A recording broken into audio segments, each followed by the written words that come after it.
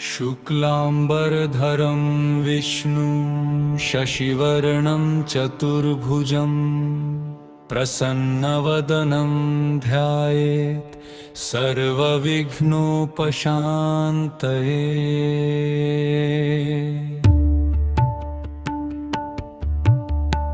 यस्य द्विर्दवक्त्राद्या पारिषद्या परशतं विघ्नं निघ्नन्ति सततं विश्वक्सेनं तमाश्रये।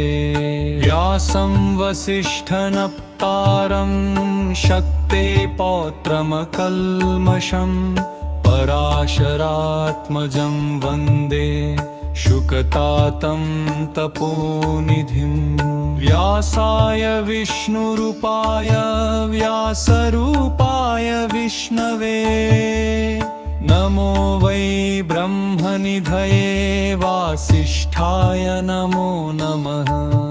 अविकाराय शुद्धाय नित्याय परमात्मने सदैकरूपरूपाय विष्णवे सर्वजिष्णवे।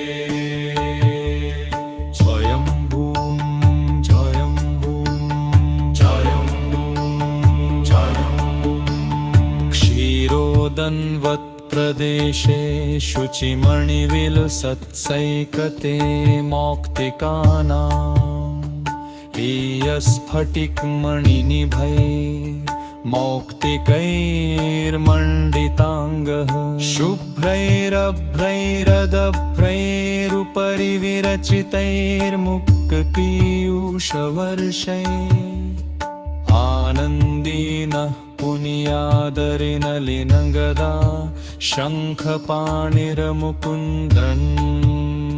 स्तोत्रं स्तोत्रं स्तोत्रं स्तोत्रं स्तोत्रं स्तोत्रं स्तोत्रं स्तोत्रं स्तोत्रम्।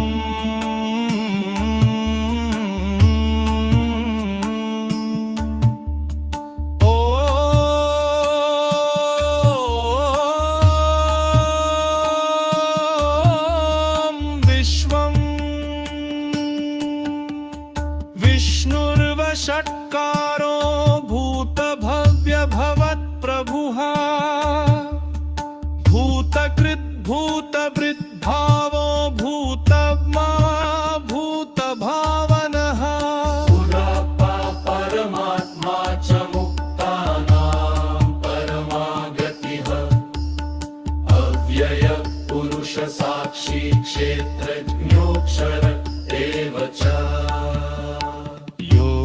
योगविदां नेता प्रधानपुरुषेश्वरः नारसिंहवपुः श्रीमान् केशव पुरुषोत्तमः सर्वशर्वशिवस्थाणुर्भूतादिर्निधिरव्ययः सम्भवो भावनो भर्ता प्रभव प्रभुरीश्वरः स्वयंभू शम्भुरादित्य पुष्कराक्षो महास्वनः अनादिनिधनो धाता विधाता धातुरुत्तमः अप्रमेयो ऋषिकेश पद्मनाभोऽमरप्रभुः विश्वकर्मा मनुस्त्वष्टा स्थविष्ट स्थविरो ध्रुवः